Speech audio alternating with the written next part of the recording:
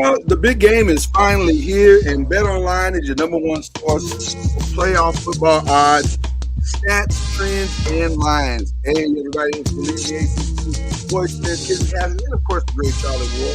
And listen, with everything from point spreads to hundreds of players, performance props, and dozens of odds, props, and info on hundreds of sports events, politics, and entertainment, you can access the world's best wagering information anytime from your desktop, on your or your mobile device at betonline.ag. So head to BetOnline today to stay updated on all the action going down this weekend. Just FYI, why are you betting against Patrick Mahomes? That's another conversation for another day. Just BetOnline where the game starts. Just tell them we sent you over there. They'll take care of you. I promise.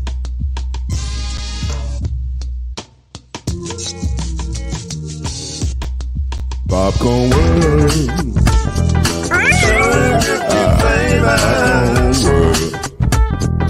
Popcorn World. Yeah.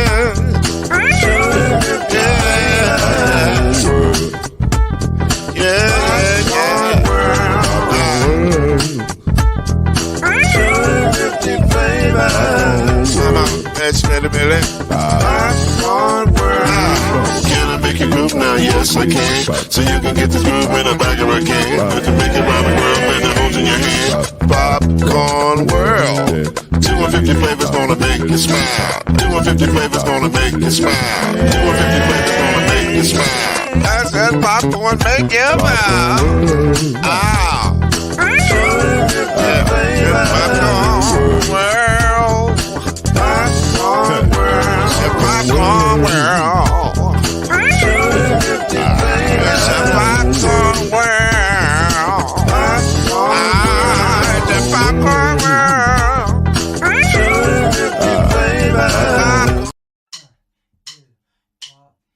You're now listening to the lead in the ACC with Heisman Trophy winner and Florida State legend, Mr. Charlie Ward, Wave 3 TV, and Fern Creek Hall of Famer Kendrick Haskins, and Mr. Talking Noise himself, and of course Mama Noise's name, Lloyd Smith. And now, it's time for Believe in the ACC. Happy Super Bowl week, everybody. Or, depending on where you fall on the sports spectrum, happy NBA trade deadline. It's up to you. You decide what this day is to you. I am excited for the trade deadline. Uh-huh. I am excited for the trade deadline. Super Bowl still another 4 days. I'm actually very curious about the trade deadline today because there's some stuff floating in the atmosphere that will make today interesting. We'll see if anything major goes down. This could be a complete dud day, or it could be, oh, wow, I didn't see that coming day. So it'll be interesting to see what happens by 3 p.m. today.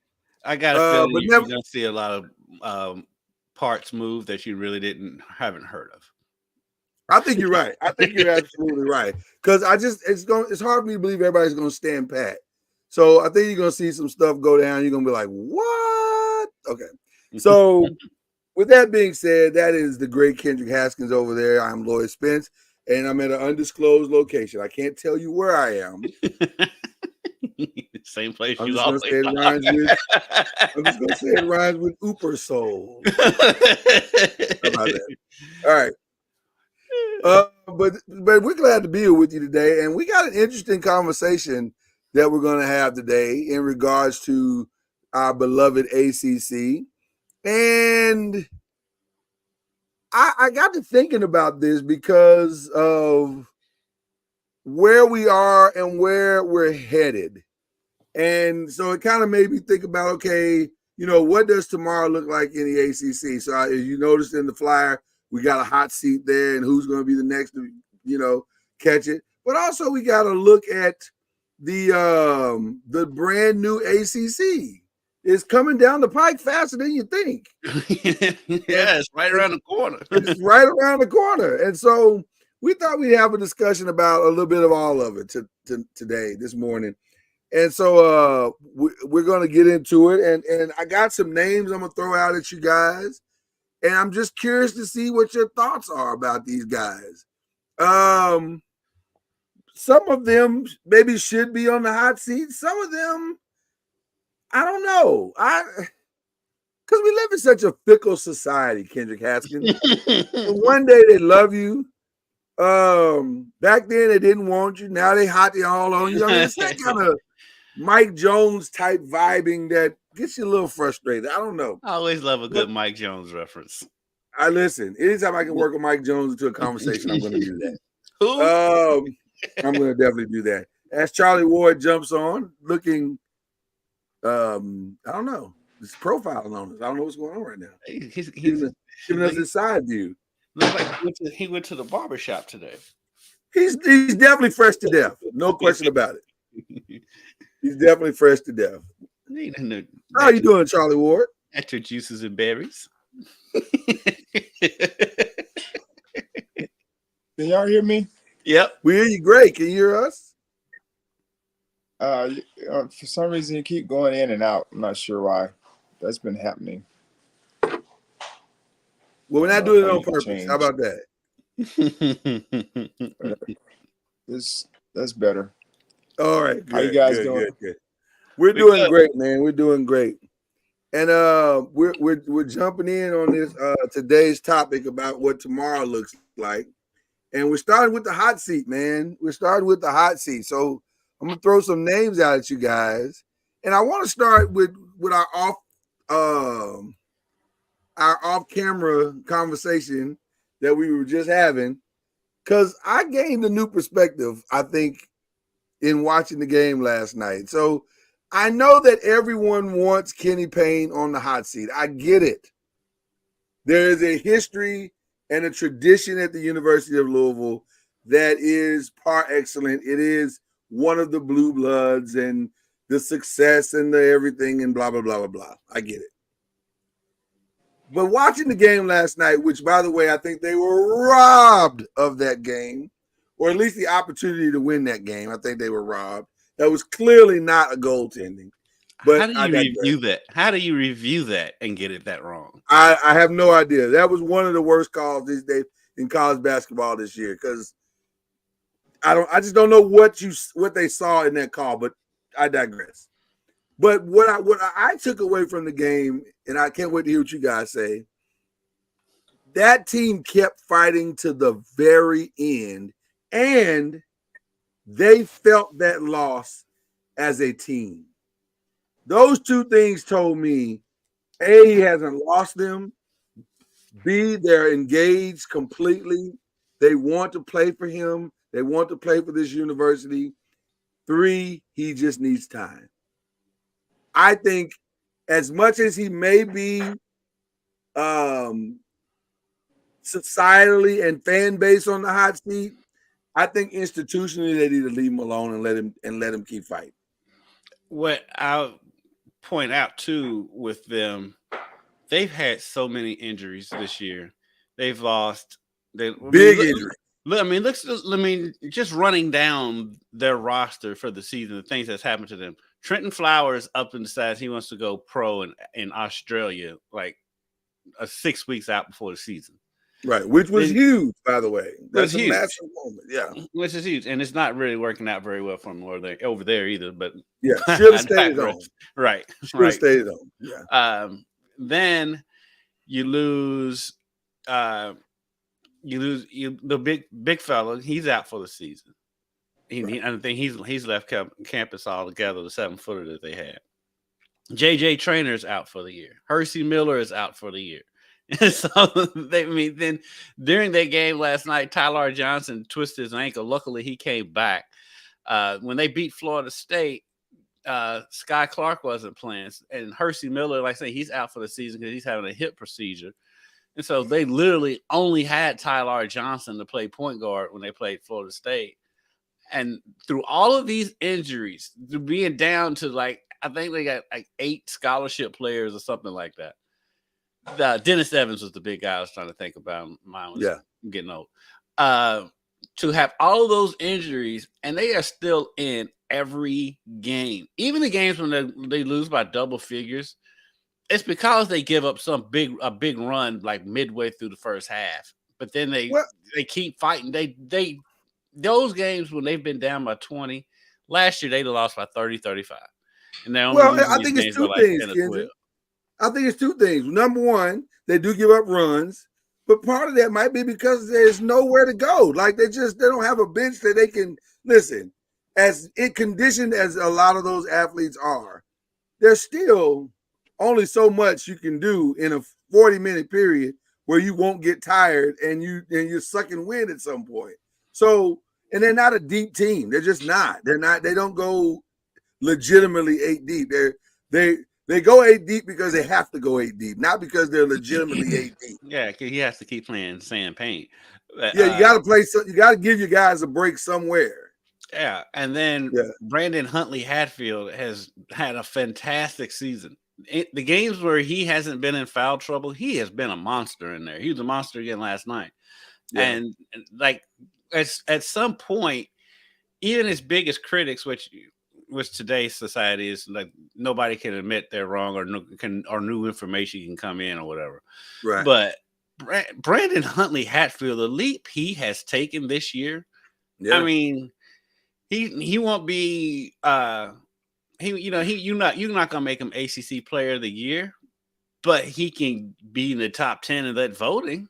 I mean, Brandon Huntley Hatfield has been fantastic this year, and so I'm like in the to see him camp where come Kenny back, Payne. but I mean, if this roster comes, if this core group comes back with Huntley Hatfield, Tyler Johnson, Sky Clark, and Trey White come back, and Mike James, and I mean they all come, and Curtis Williams, they all come back next year. You've got something. You've got something. Just add a few pieces. Just add some pieces and for some depth and all of that.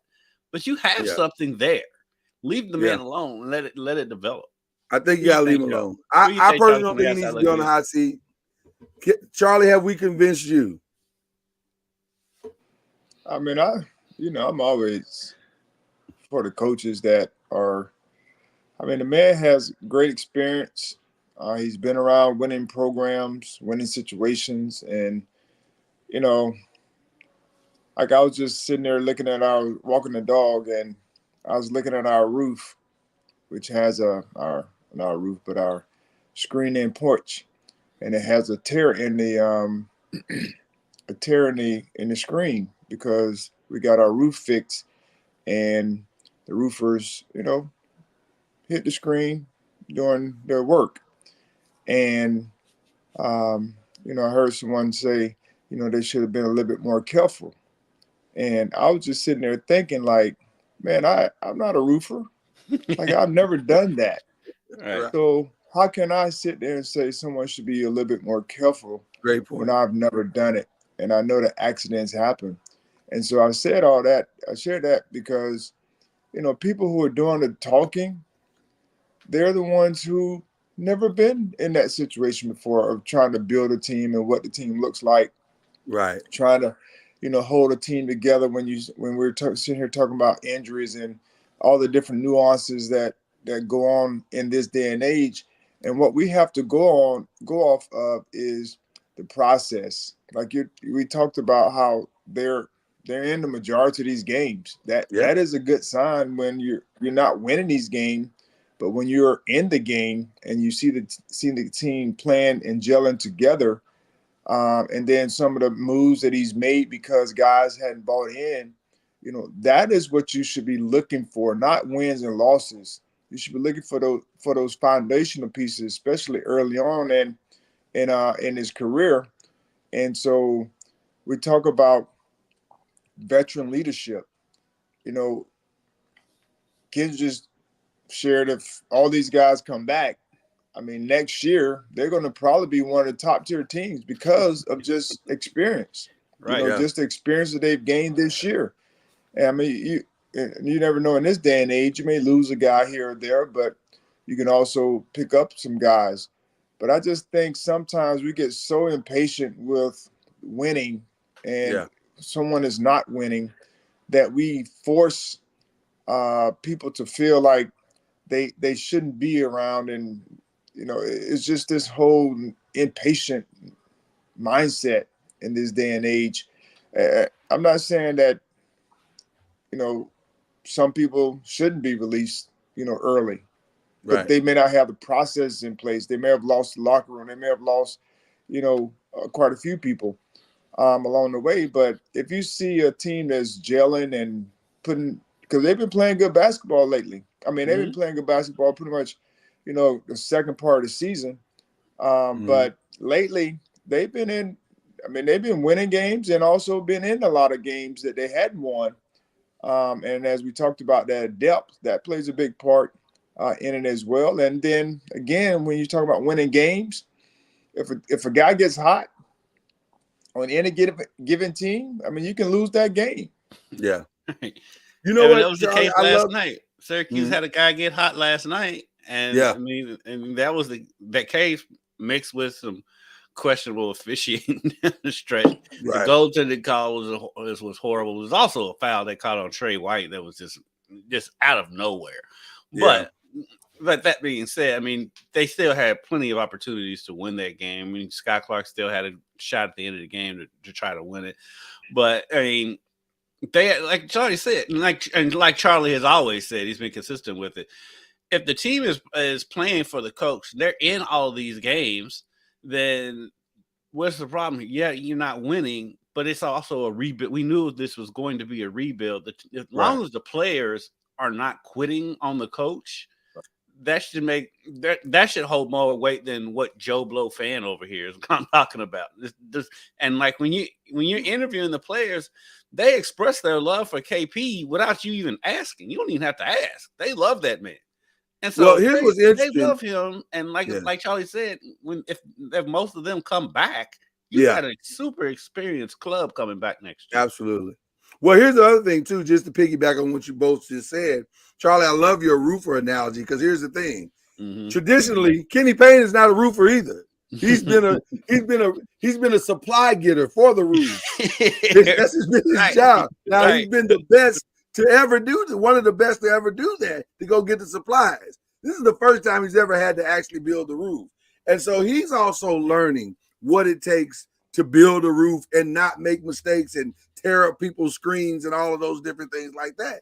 And that's taking some time. And so he's making his mistakes as well, but he's not making the kind of mistakes that don't build roofs. And so I think he's doing it. I honestly saw something the last 3 or 4 games where I can look at that and objectively say, he's figuring it out. He's starting to figure it out. Leave him alone. He's getting it. Let's see how the rest of the season plays out. As long as those kids stay as engaged as they are, I think he deserves to have his moment in the sun. I tell you what, you two are killing it with these roof analogies. Well, I like the roof analogy. It was very good. So, y'all both are fantastic with that one. Well, speaking of doing things that are unexpected, he unexpectedly beat Florida State the other day, and it brought me to Leonard Hamilton. Now, I didn't put Leonard Hamilton on this hot seat list because he deserved to be on here. I put him on this list because I wonder how much of this does he want to keep doing. Right. I wonder the same thing. How much longer? Because at some point, he's been there a long time. I think, 86? He got there at 86? Is that what it was? He has nothing else to prove. He's been here for 22 years, I think. So just slightly above 86. Okay. So at what point do you go, okay, 86, I think he was at UK in 86, I think. Was it 86? Maybe it's 96. He's been there a long time. It was like 2000 something. Okay. So the point I'm making is I wonder how much longer he wants to keep doing this. Right. And he 17 and 14 in 22, 9 and 23 last year, now 13 and 9. It's a grind, man. It's a grind. And I know as a coach, you probably, especially with the success that he's seen, you probably start to think, okay, am I still as effective as I used to be? Is this generation listening like they used to listen? Do I still want to keep trying to compete with this NIL craziness? Right. Like, you start to question a lot of those things. So I'm just wondering. And so I thought I would ask somebody connected to Florida State what their thoughts were about where do you think his mindset is as it relates to everything that's going on? Why did I come into like focus?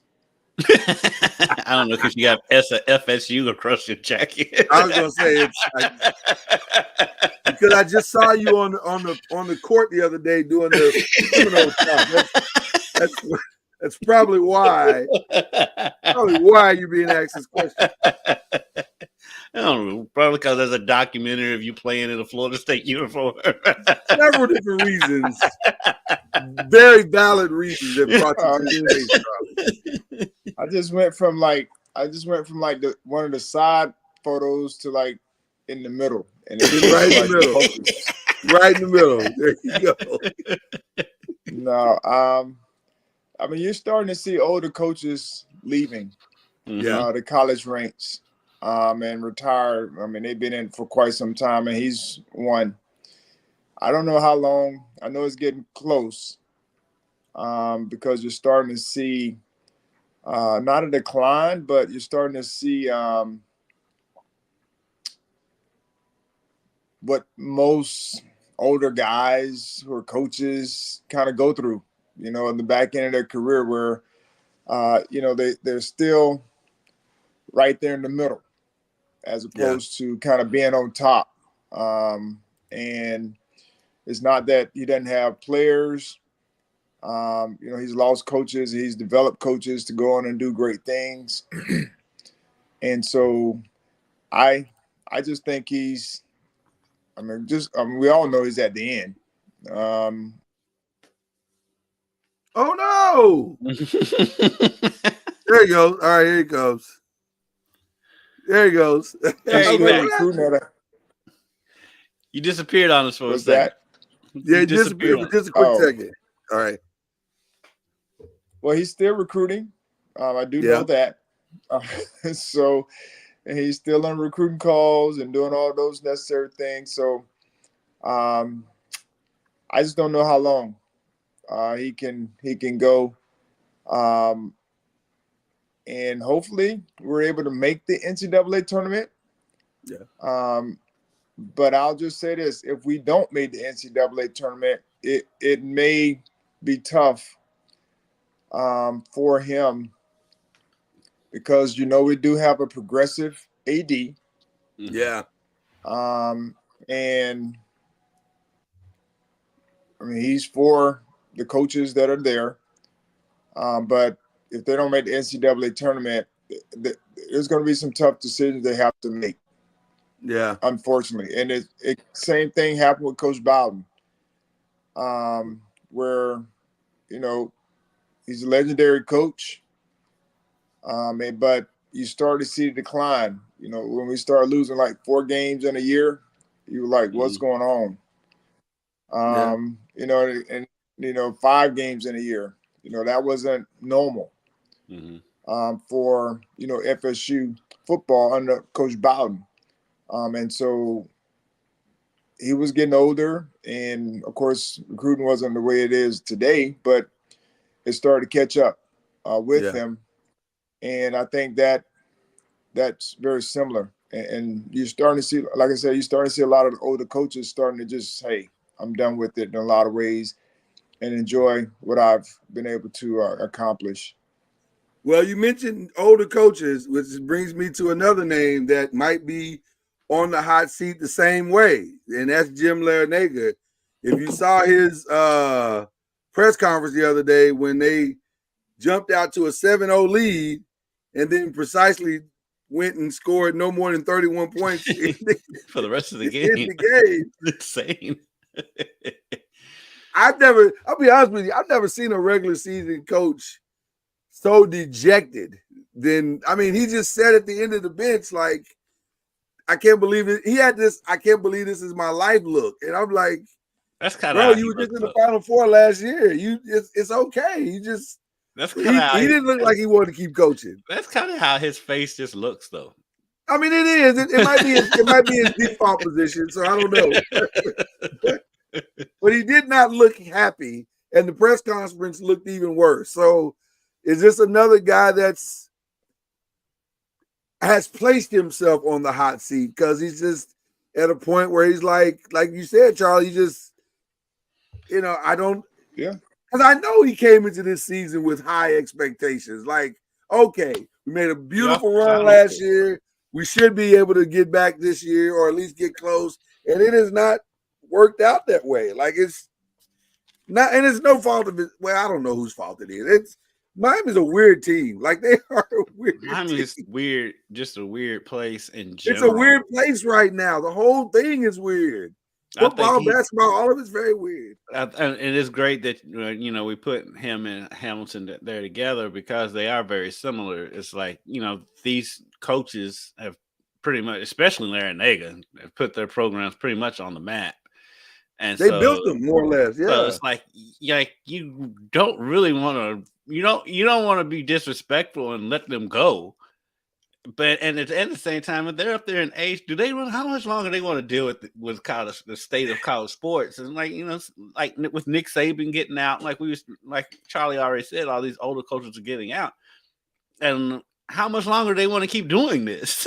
I mean, yeah, I could really and truly coaching wise, if it's just straight X's and O's, there's no doubt in my mind, and both of these coaches can turn their programs around. They can turn around in a heartbeat. Yeah, it's all the other stuff that goes with it. Like, how much longer do you want to deal with that? Yeah. I think that's the same thing that Jim Boeheim experienced. He got to a point where he was like, "Hey, I mean, it's time for somebody else," and I kind of helped groom the next guy that I feel can take it over and take us to the next level or into the next century or whatever you want to call it. But I mean, it's tough. I mean, now with Dartmouth, unionizing the basketball program. Yeah, that was unionizing, huge. And I mean, it's this whole notion now that, man, it's just a lot. I mean, it's starting to change right in front of our eyes. A lot of things, and it's just I guess the older coach, it's hard to turn that mindset off of what college sports used to look like. Yeah. And you want to hold on to some of that. But as we see in this day and age, college sports is changing right before our eyes in a lot of ways. And I definitely get it and understand it 100% with college. They're talking about college students being employees. I mean, I'm just curious to see how college students respond to that, because if they're going to be employees, are they going to have to pay their own way to school now? Or if they'll come out of their checks. Since they're employees, they'll just come out of their checks. See, I would think. That's what I'm saying. I understand what they're trying to do, 100%. Yeah. But are they willing to pay for school? I guess scholarship. They get the scholarship money or what have you. I wonder if they just figure. I mean, like I said, if it just be part of their check, like you get such and such money, and one of those deductions is your college tuition every right. 2 weeks, right. But and how much only older coach that I've seen that seems to really be embracing. I don't even know if I call it embracing, but it's coming out with more and more solutions is Rick Pitino. He put out that tweet the other day. But outside of that, I mean, you even got Gino. It's not like the way Gino's talking. I don't think Gino's going to be doing this much longer. I think college sports is not going to be the same 5 years from now. But well, because it's No. just not it's not the same now, and they see it getting worse. Like it's gonna get way worse before it gets better. And now with these new streaming deals, with all the stuff that's going on, with the options that are going to be out, the type of money that's going to be thrown. And then yesterday, we saw I don't know if you guys saw this, but the big deal that went down with ESPN and Fox and saying we're just going to create this massive whatever this thing is going to be called, and we're going to have all the sports on that. Well, okay, what does that mean? So is that the ACC's way of, will they get a chance to renegotiate? Like what? It's crazy. It's just a banana situation right now that doesn't have an end in sight. And you got to ask yourself as a coach, do you really want to be involved in that? Because more TV deals means more money being spread around, more NIL deals, more et cetera, et cetera, et cetera. So ACC, by the time their TV deal comes up, I don't know if it'll be TV anymore. It'll be flying cars. I don't know where it's going to be happening. It's a great point. That's a great point. I just picture all these older coaches in like Danny Glover and Lethal Weapon. I'm just getting too old for this. I thought about that. That line. I did think about that line. Just a couple and Danny Glover was in his 40s when he said that. I know. I thought about a couple other names. So we'll run through those real quick as far as people who should be on the hot seat. About Earl Grant, Boston College, 13 and 20 in his first year, 16 and 17. Well, I'm asking. Why is Earl Grant? That's what I'm asking. I mean, Boston College. That's I was listening to talk radio, sports college radio. I think it was Dusty and Dan or somebody yesterday, and they were talking about Brian O'Brien, who's took over the OC job at was supposed to take over the OC job at Ohio State. And they were asking because Boston College wants him to be their head coach now since Hafley left, and so they were asking, is the Ohio State OC job a better job than the head coach of BC? And of course they talking through, and they were like, that was an actual question. The quarterback coach yes. Promotion. It was just to keep conversation, I do believe. But they clearly had nothing else to talk about. I'm just saying, if you have a coach, especially like at BC, and the guy's doing halfway decent, I mean, you got to try to ride that out a little bit longer. Yeah, you got to keep him as long as you can. Right. Yeah. I agree 100%. If he's doing anything, it should be his leave, not you. I agree. Well, speaking of football, let's go to football, and I want to talk about some people that may be on the hot seat coming up this fall. So this one actually made me curious because Jeff Hafley has had 3 winning seasons, but they're not like great winning seasons. So how he parlayed that into a coordinator job in the NFL is shocking to me. But because I was going to for sure put him on the hot seat until I realized until yesterday, and I was like, oh well, he took himself off the hot seat and got out of there. Right. But were you guys surprised that he was able to parlay that into a coordinator position? A couple of years of Zay Flowers will do a lot for your career. Is he an offensive coordinator or defense? I thought he was defense. You're right. You're right. He is defensive coordinator. I think they were okay defensively. I think. Yeah, they never had bad defense. They just couldn't. They just would. It could have been a thing bad on offense. Huh? Defense was one of their calling cards. They just don't have the players. Right. He could have good schemes. I mean, they had some good defensive linemen. They did. And, periodically throughout his tenure, they had some solid defenses. They just didn't have the depth and the athleticism that some of the other top-tier teams had. So they were inconsistent. And then offensively, they were always inept. know, So you don't have to especially the have quarterback a wing. position. And when teams stopped the run, I mean, they had good running games, linemen. So they had solid, but it's hard to win in Boston College. Yeah, Right. that's true. Right. Yeah. I mean, it could have been a thing. He's got good schemes and good, you know, formations and all that type of stuff. And it's just if you don't have the players to execute it, then it's a whole different ball game. And maybe that's what appealed when he went in for his interview. Well, speaking of not having the players to execute, what do you guys think about Dave Clawson? Should he be on the hot seat going in? 4-8 last year. Yeah. Or is Wake Forest just that cyclical university? Yes. That yes. You just wait for the fourth year where the kids have gotten good because they've been there 4 years, and you know they're going to have a pretty good season that year. Yeah, they're what I like to call an Olympic program.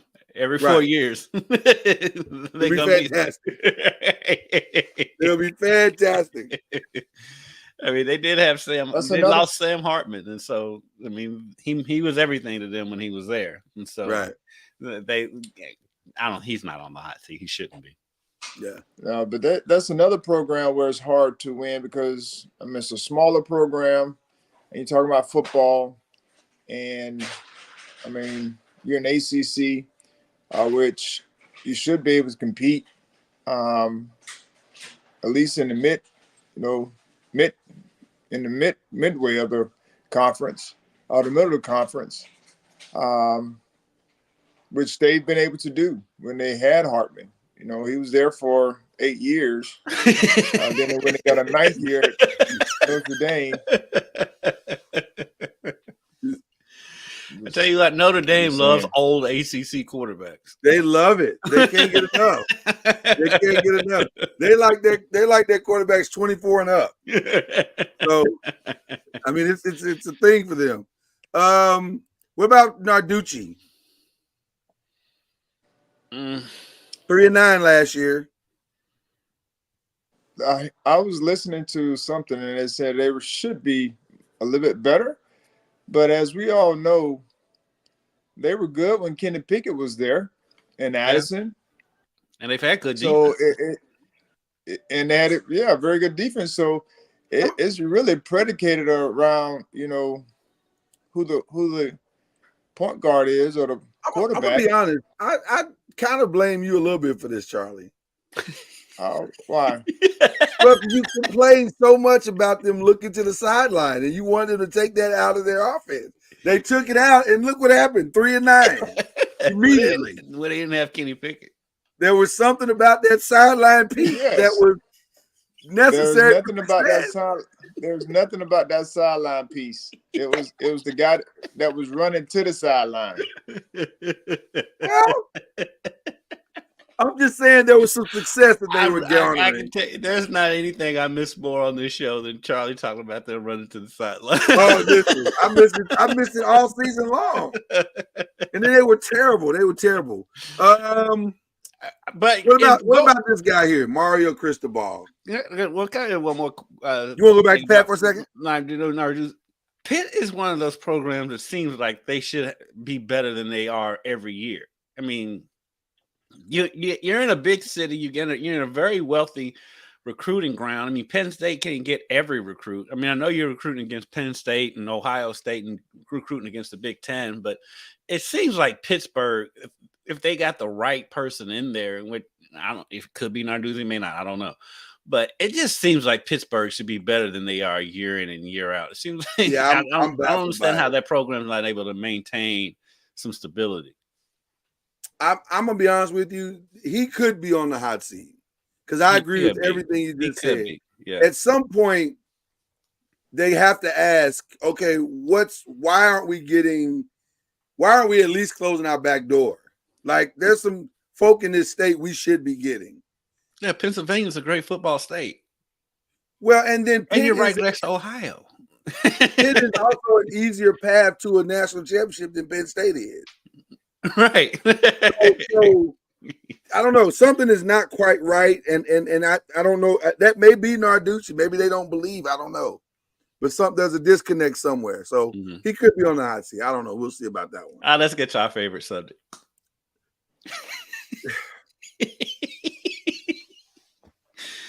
He's not on the hot seat because he costs too much. Say it again. Miami. He's not on the hot seat because he costs too much. But they just had a good recruiting cycle. I mean, they always do. Recruiting cycle. He's no matter what Cristobal is, he's gonna have a great recruiting cycle. That's what he does. That's part of the problem because they have a good recruiting cycle, which ends in we're back. We are back. Call the alumni. We are back. Get Warren Sapp on the sideline. We are back. I mean, and they're not back. They haven't been back for quite some time. Their roster last year is full of NFL players. Yeah. Up and down the roster. But they got some good players again this year. But it's not. Why is it okay? So then I ask you this question, Charlie. Why is it not translating to wins against the good teams?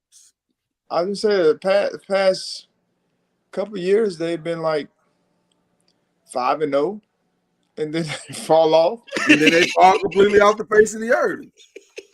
The schedule is front loaded. It's like, and they make you think they're back. They make you believe, okay, Miami might be here. We go. And then no, nobody believes it. So you putting them in the Syracuse category? They are very much. They put themselves there. They're very Syracuse and Pittish. Except Mario's looking real Dino Babers right now. Except they get top 20 recruiting classes every season. That's the only difference. That's the only difference. And then they'll lose the FAU. I think this year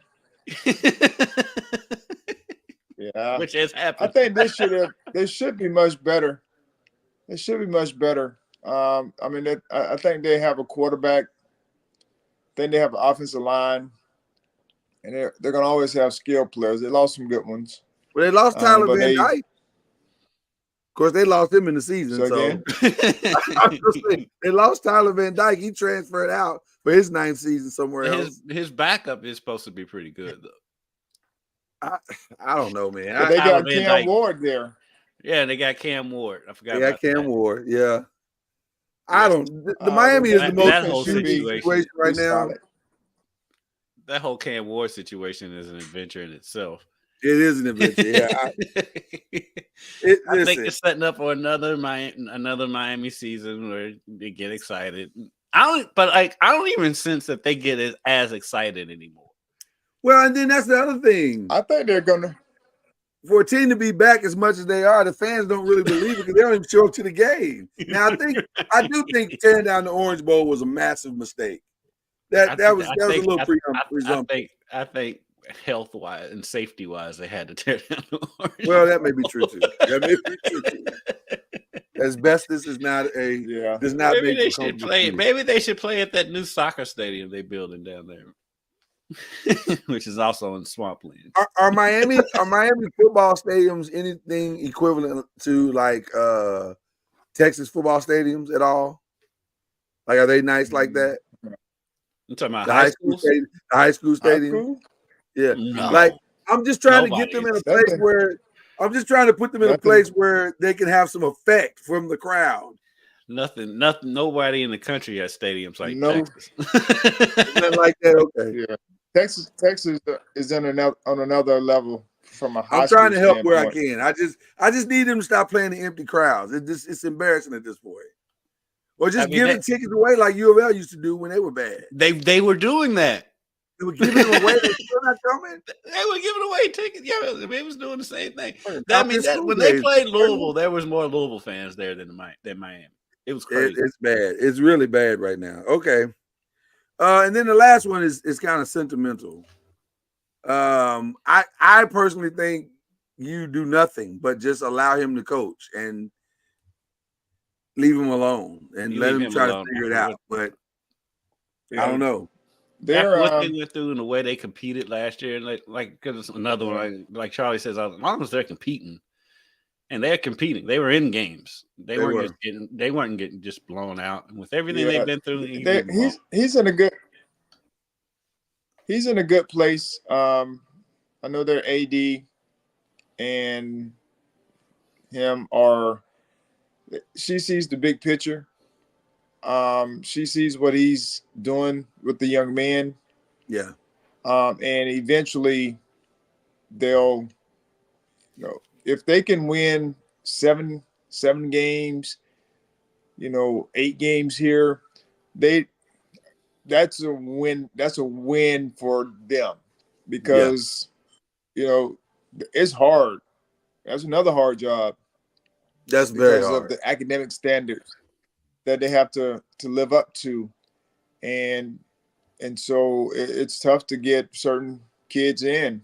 And but what he's doing with the kids to help them develop not just on the field but off the field is what I gathered from listening to them talk. And I feel like they So got over the psychological hurdles, so they can just this year coming up, they should just be able to focus on football, nothing else, and that's going to be important because I think because they were last just a year year was removed from last year was they just were a mental just a year weekly mental removed from battle. a couple kids getting killed on the team, and one of the kids, one of the guys that got shot, came back, so he had to Right. relive that whole. Is he still on the team or is he graduated? I don't remember what year he was in, so I apologize. I want to say he graduated, but I feel think like he's he coming back. he was a senior too. Yeah. Oh, he may still come back. But they also had to deal with Paris I Jones think getting hurt in that Louisville game where he was paralyzed for Oh a yeah. good amount of time. They had to deal with that because they had Louisville beat until that moment. They sure did. That was listen. You could not have had a rougher year than Tony Elliott had last. It was bad on a lot of levels. He deserves 2 extra years. I feel like he should have bought himself some time. That's just my personal opinion. So, okay, so it should be interesting going into next year. And then the other thing I wanted to ask you guys about, we're about to have the entrance of SMU, California, and Stanford. Yeah, it was wild seeing U of L's football schedule and seeing SMU here, and then they travel to Stanford. It's wild seeing that on the schedule. It's very wild. What do you guys think that is going to do for the conference? Is that going to make things better, or like what? Just your gut telling you about adding those 3 teams? Well, women's basketball wise, we've talked about on here. We're excited for that. Can't wait for that. Phenomenal. You see Stanford and Louisville and Duke and Carolina and all them play all the time. Yeah, that's going to be outstanding. That's going to be fun. Football wise, volleyball wise too is going to be phenomenal. Yeah, volleyball wise is going to be phenomenal. Mm-hmm. Football wise, I'm thinking it's not going to. I think it's just added teams to the schedule. To be honest with you, and then men's basketball wise, I think SMU's had some years there, and Stanford's fallen off, and Cal's fallen off, and so it'll be interesting to see. I don't know what it's going to do as far as their appeal to ESPN to change their contract, but I mean, like I said, women's sports wise, it's going to be phenomenal. I can't wait for it to start. Yeah. What do you think? Charlie, what do you think? Question. It was breaking up, but just asking. What do you think? We're talking about the newcomers. Yeah. What do you think What do you think they add, or how much better will the conference be with them? They add something different to the schedule. I think that's something that we all kind of look forward to. Seeing SMU, seeing Stanford, seeing Cal. I mean, those games are not normal on like FSU or any other schedule here in ACC. So that'd be interesting to see how that all fare and play out for the first year. But also just seeing how the other conferences, how that looks, because I was sitting there the other night and listening to them talk about the new teams going to these different conferences, and I mean, they're all over the place. Guys try to figure it out, but Oh man, it's kind of exciting to see them all in these conferences and get an opportunity to play different teams, and it actually means something. Like this Colorado TCU game last year, one last year was just a regular season game, but now it's going to be a conference game, right? Which means it'll go towards the conference standings, and so seeing those type of games and they mean something will be different, but exciting all at the same time. Yeah, I'm and just as a fan, I'm just excited to see the new matchups, like a game with stakes on the line between Michigan and Oregon. You know what I mean? Yeah. And then the styles. Styles that I'm definitely interested to see how the Pac-10 teams fare against the Big Ten teams when they first mesh, because eventually they're all going to hybrid into one another anyway. I'm interested. I mean, Texas versus Georgia is going to be an SEC game. Oh man, yeah. All that stuff is exciting. I was just looking at the ACC picture, but the bigger picture of like all of it, while it is crazy, geographically doesn't make any sense. TV wise, it's gonna be awesome to see these games. I mean, we're gonna really be tuning in to watch Big Ten games. Who does that? and it will be highly competitive because everyone will be playing for something now. Mm-hmm. There won't be this. We know who the 4 teams are, basically who the 4 teams are. We basically know who 4 teams that are probably going to get in. But the other 8 could be kind of mysterious. We may not know who those other 8 teams are. So it'll be interesting to see how it all unfolds. More teams are going to be in the fold for the national championship. Yeah. I just hope I hope the 8 teams don't come from 2 conferences. Well, right. Well, can't make those kind of promises, Charlie. All 12 might come from 2 conferences. Right. All right. Well, since I'm sitting in front of Allegiant Stadium right now, how's the weather there? It's pretty good. Let me think, about 73, 75. Very nice. So I'll ask you guys. How do you think Commissioner Phillips feels because he didn't get invited to the Thanksgiving, Christmas, Easter, Super Bowl party? Well, Big Ten and the SEC. Well, listen. What about the Big 12 commissioner?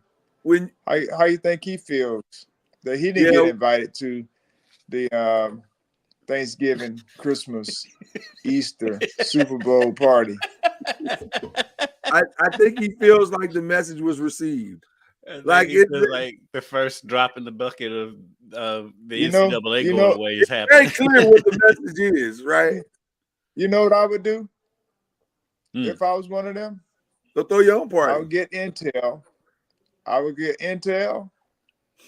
And while they were meeting, I would just go and show up. They'd be like, "Hey, what you doing here?" I just knew my invitation got lost in the mail, so I just showed up. Yeah. Right. I'll just go and show up. Right. Look at Charlie, a rebel. The ACC and the Big 12 need to have their own Christmas, Easter, Thanksgiving, Super Bowl party. It's gonna be a long year. I'm going to join your party since you already got it planned. I don't need to go plan my own. Let me go join your party. Are you just gonna bust up in there talking about the upper room? Yeah. Be like, hey, I got my talking points.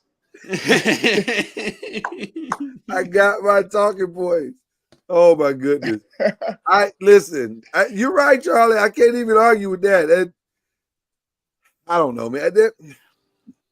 I want to believe. I want to have faith that this process of 12 teams is going to be fair, and it's the fairest system we've ever had. But I know how the world works too. So you that's said the problem. fair. You see I know how the world works too. So, and if they already having meetings before, it don't feel like we headed down a good path. Nah, so I don't know. I believe it. It's like it's coming to it. I believe it. To an end. Yeah. What is that, Charlie? I believe it when I see it. When you talk about fair. Oh well, you may not see it. You may not ever believe it then, because I'm not sure you're gonna see it. I'm not sure you're gonna see it. I just, like I said, I'm trying to hold out some hope, but boy, they make it hard. Mm-hmm. I'm waiting for the first conference to finally say, why do we need the NCAA? As soon as that is spoken out loud, I think that's when the dominoes will start to fall. Well, get ready. That's what that meeting was. That might be what that meeting was, right? What that meeting was. We don't need this NCAA I missed thing. it. I missed it. What did you say? I said I'm waiting for somebody to say out loud, we don't need this NCAA thing. And Kendrick said that's what that meeting was. Oh, that's what I mean. Them having that. But I saw somewhere where it said whatever his name is, I want to call the man Swafford, but that's ACC commissioner. What's the SEC commissioner? Oh, what is his name? Well, y'all know what I'm talking about. But he it begins with an S. You're right. He did mention or put out something that said that this meeting was not to replace Sankey, was not to try to replace the NCAA, but to offer suggestions. Mm-hmm. Yeah, but your suggestions are not suggestions. Your suggestions are about how to make the SEC more money. Right. It's not suggestions. Just like you went up to college game day and suggested two SEC teams make the playoffs. Is that the type of suggestion you're talking about? I'm just saying what the man said. He said right. They're not trying to replace the NCAA. They're just trying to offer some suggestions on how we can continue to move this thing forward into the future of college sports. I mean, football. I mean, sports. Charlie, look at our face. That means we don't believe him. You lying. We lie. You know he lied. Oh my goodness. Lie like again. All we can do is hold our hope, guys. That's all we can do at this point. Okay. What are your Super Bowl predictions, gentlemen? Who you think gonna win this game this weekend? Charlie. I don't know. It's hard to go against Patrick Mahomes. Oh my God. For some reason, I want to pull for Brock Purdy and the San Francisco 49ers to win. That's who I'm pulling for. Yeah, I think the better story is Brock Purdy winning, Mr. Irrelevant, somehow winning this game. We all like that story. Come on, that's man. A much better story. I do like that story. I you know what? It's hard to bet against Patrick Mahomes. It is hard, but I hope that if San Francisco were to lose, I hope it's not Purdy's fault, because I'm so sick of all the negativity going towards him. This man ain't done nothing to nobody. He just goes out there, does his job, and goes home and makes less than everybody in the league. And these people are constantly throwing shade on him. Like, man, let this man live. Doesn't the kicker make more than he makes on his team? That's where he's at with his life. And plus, he's living in expensive San Francisco. The man has a roommate. He can't afford a place because the cost of living out there is so ridiculous. Let this man live. He don't get paid enough for all this. I believe it was the Prophet Rockwell that said, "I just want to be left alone in my average home." Let that man live. I will certainly be rooting for Brock Purdy and the 49ers. However, I'm rooting for Purdy. I've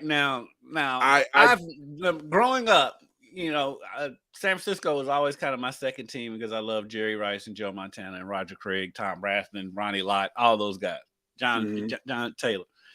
But this year, my friends who are 49er friends, who've always been, rational people, been low key, have been on one this year. I don't know what it is about this season. Even the year when they went to the Super Bowl with Kaepernick, they weren't obnoxious. This year, they've been insane. So go Chiefs. Wow. Well, listen, they on paper, they have the better team. Yeah. On paper, they do. So did Baltimore. That's all I'm saying. I didn't see a path for Kansas City to beat Baltimore, and look what happened. So Baltimore tried to play out. Well, Baltimore didn't show up to play from an offensive standpoint. Defensively, they were sound and solid. They were fantastic. Yeah, they didn't play their game on offense, and they got away from what they should have been doing, which was running the football. Right. Yeah, and that's something that San Francisco is not going to do. I mean, they're going to run the football. Yeah. They do it different ways, but they're going to run the football. Like, that is what they do. And then Brock Purdy, of course, does what he does in the passing game with all the weapons that he has. I mean, he has legit weapons when you start looking at their wide receiver group. Right. And so I just don't think they're going to give them an opportunity to breathe defensively. Not saying that they can do it, but San Francisco all year has been consistent in playing a certain way. Like when they lost those 3 games in a row, they kind of got away from that part. But that's part of the season, I do believe. Injuries. But then after that,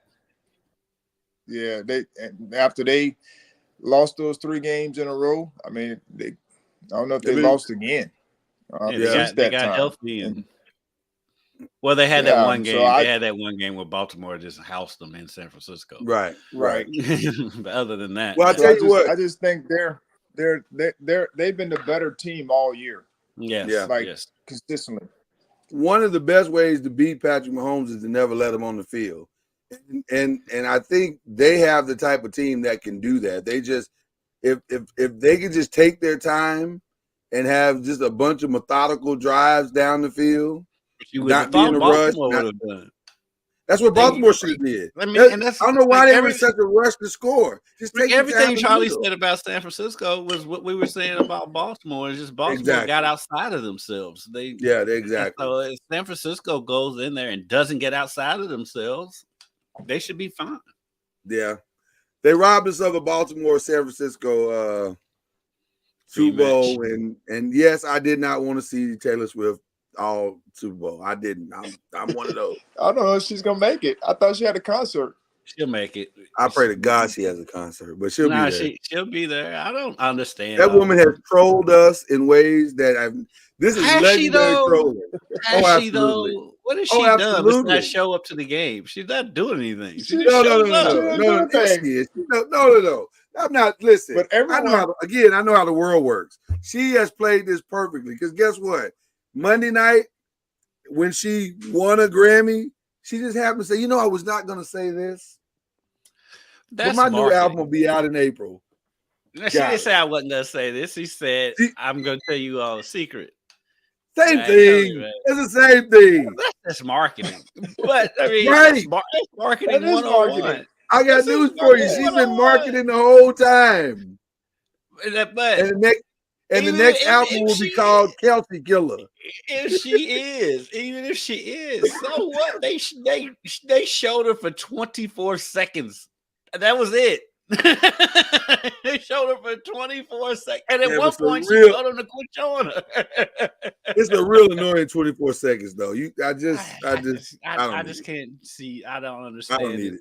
I mean, I don't understand all the energy given towards showing it. I mean, whatever. What else you want them to show? Just some random fan in the stands? Anybody, just anybody. Who cares? There's so many other people I'd love to see. I'd love to see Sierra at the game. I ain't seen Sierra. Sierra probably wasn't going. She got too many kids to go to the game. We got too many kids, and Russell you ain't got to been think back performing. the Kelsey family is joy to see. Right, they've been I mean, showing the their brother- mama like for them. 3 years. I like the Kelsey family. They're cool. The brother is a hoot. I mean, I question. I love Travis's that men- dude. I love both Kelseys. I love the whole Kelsey family. I Now, question Travis's mental state because I know. He's Travis is Travis. financial upgrade. I wouldn't say it's Jason's just a big old everybody knew the big old crazy white dude that you hung around with. That's what Jason Kelsey is. Oh, man. Jason's gonna make so much money when he leaves the NFL. He's so funny. The best shot was in Buffalo when they were taking another shot of Taylor. And you could just see Jason just casually sitting back there with no shirt on. With no shirt on. I'm like, man, what are you doing? Living his best life. Yes, and we all know that guy. Every one of us knows that guy. You want to party with that guy.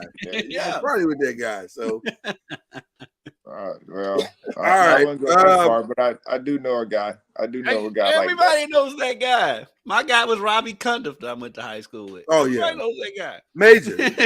Major was my guy in college. I had that guy. Everybody knows sure. that guy. I've had a few linemen. They're always linemen if they play They're football. always linemen. There's always linemen. I think it's part of the credo. I don't know. It's like we had a guy when I was in college. We had actually was a linebacker like that. And when I was in college, his name was Ronnie Merritt, and that was him. Everybody knows that guy. That's why everybody loves him because everybody knows that guy. Yeah. Before we go, are your Knicks gonna make one more trade, Charlie? Are you happy where your Knicks are? You're not as happy as Stephen A, but you're pretty happy, right? Orange and blue skies, baby. When once we get in healthy, yeah, I think I think we got a good team. I don't know if we have a championship team. And like I said, I think we have some good pieces, but we have to be healthy, down the stretch. Hartenstein, I think is very good. I like him, and he could definitely help you because he plays his role really, really well with the other guys that they have. But Julius Randle, of course, has to get healthy. He's going to have to play with a, torn labrum the rest of the year if he's going to come back and play, which is not an easy deal. And then, of course, we just had Jalen Brunson go down with an ankle injury. Yeah.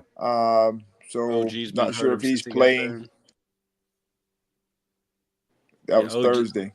That was last game. A while now. How long is OG going to be out? Is he going to? Have they said if he's coming back anytime soon?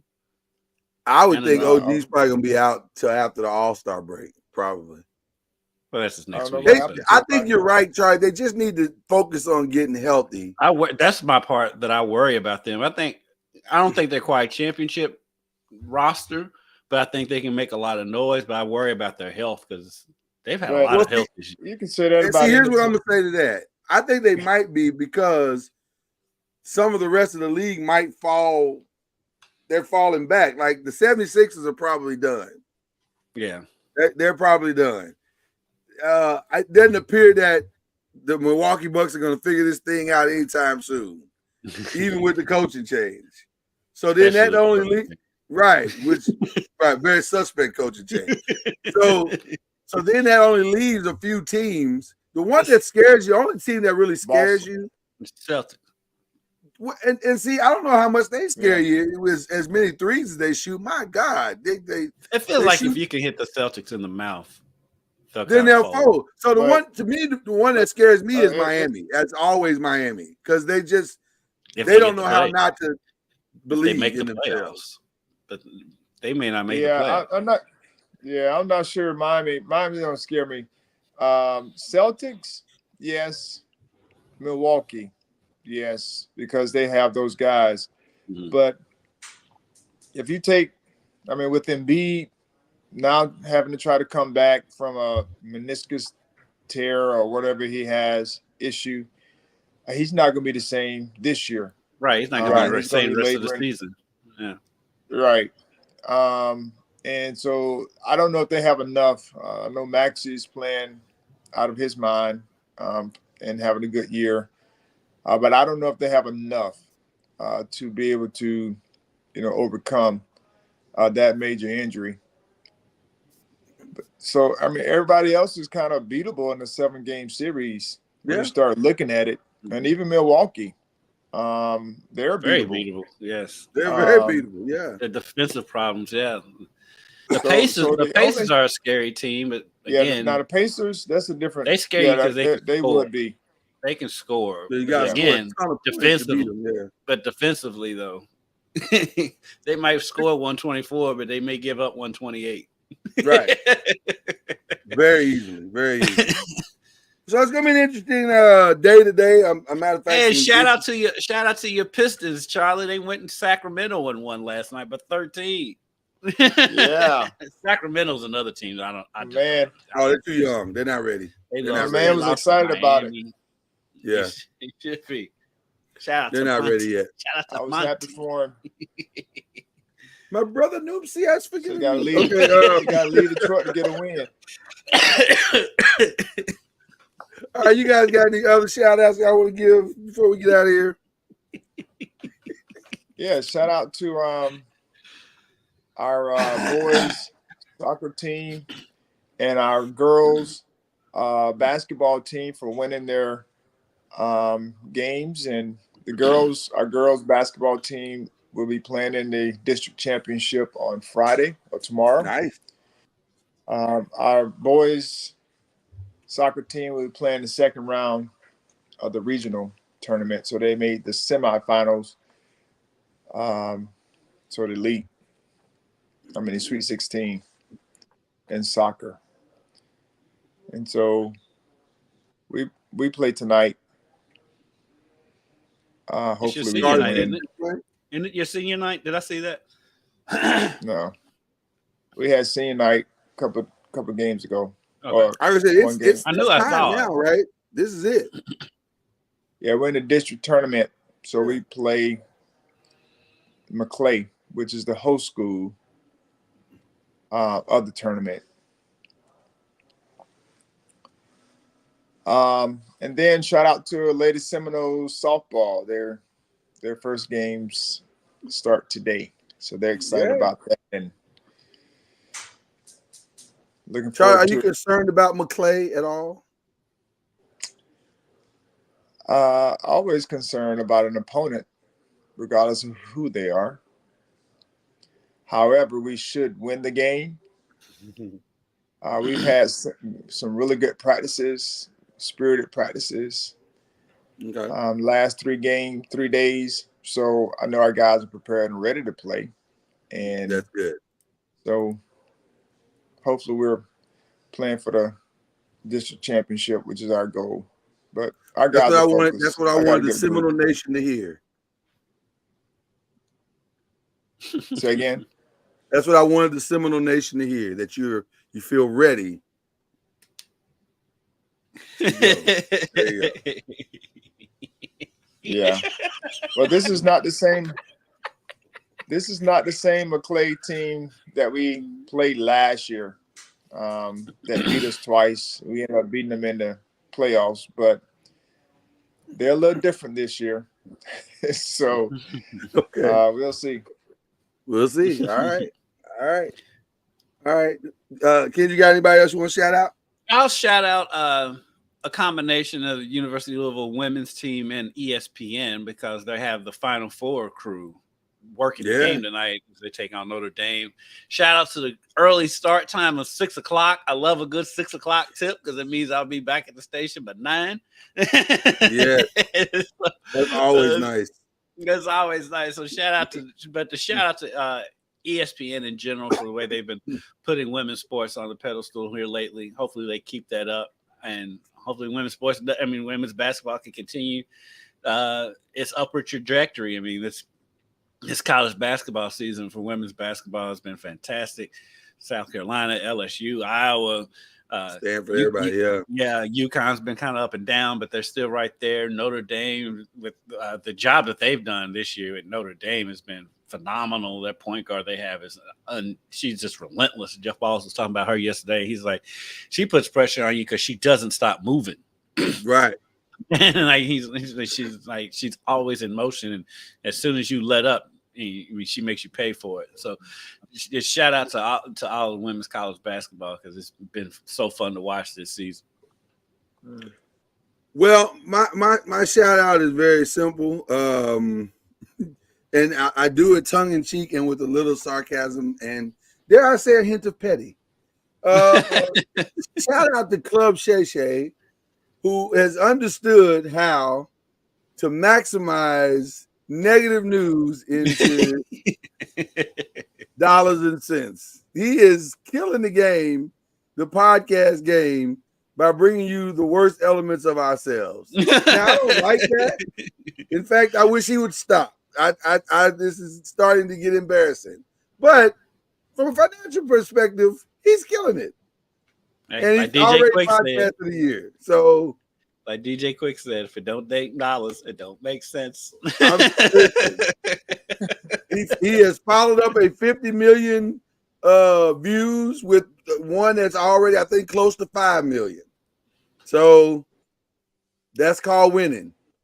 Yeah. But it's a hell of a way to make a living, though, because I don't know if I want to just keep putting out negative and bad stuff week in and week out just to get views. That feels like you're selling your soul. So yeah.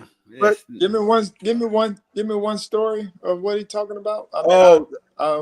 First there was the Cat Williams and his complaints about everything on earth, and he's followed that up now with Monique, who is still complaining about things that happened 10 years ago. And she's reliving them in real time for all of us to see. Monique is basically making a career out of complaining. Just all she's done for the last 10, 15 years. So that's the comedian, though, right? Monique? Yeah. Well, that's questionable. I call her a former comedian at this point. I was going to say she's more active than comedian at this point. Oh, okay.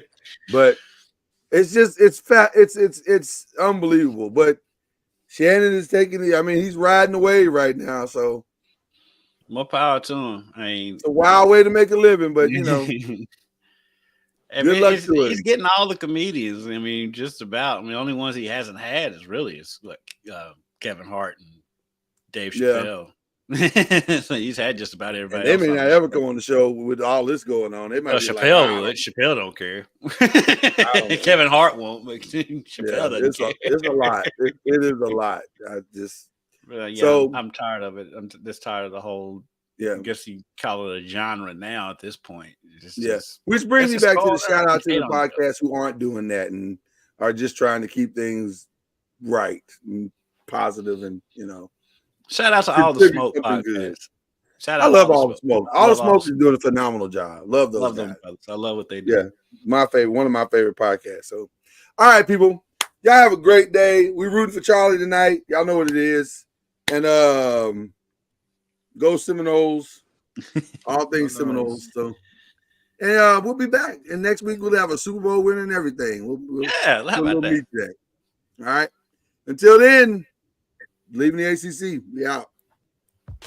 You've been listening to Believe in the ACC with Charlie Ward, Lloyd Spence, and Kendrick Haskins. Please like, follow, subscribe, and share from the Noisemakers page on Facebook and on YouTube. And you can also listen to us on Spotify, Apple Music, iTunes, and wherever podcasts can be heard.